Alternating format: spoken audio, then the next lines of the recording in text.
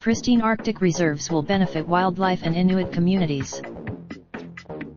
Narwhals swim off the northern shore of Baffin Island, where the Lancaster Sound Conservation Area is located.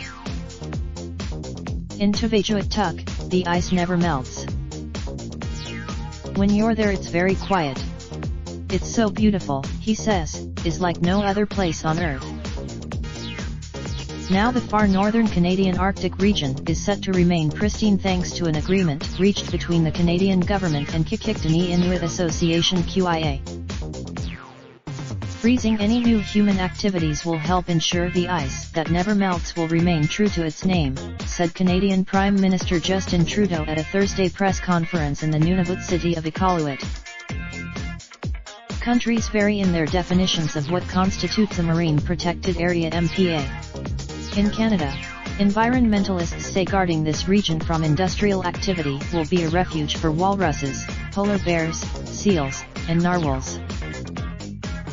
The Canadian government creates MPAs by first placing the selected region under an interim protected period while it finalizes terms of the protected space. In addition to the plan, the QIA want this new marine conservation to be a model of how Indigenous groups should be considered, said PJ Akiagok, the group's president.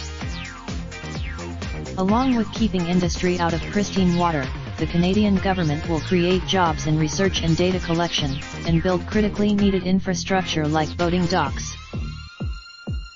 When the negotiations started, it was in the spirit of reconciliation, says Akiagok. Akiagok grew up in Grise Fjord, a town where native Inuit groups were forcefully relocated by the Canadian government. By investing in although there's a dark history in our chapter, our job is to start painting a bright future for Inuit. We want an economy. Okalik says having a community that's bought into the idea of protecting the region will help ensure its regulations are enforced. This will support local economies and conservation, which is our goal, says Okalik. We're trying to is leading to higher rates of warming in the Arctic than anywhere on Earth, and ice once thought stable is loosening. So much ice has. Inuit are at the front lines of those who see and feel climate change. There's predictability. Both Akiagok and Okalik are optimistic that official government investment in the natural environment and Inuit people will preserve the region long term. I am very encouraged by the progress being made by the government to work with local Indigenous populations, says Okalik. I hope this is some search for location/city.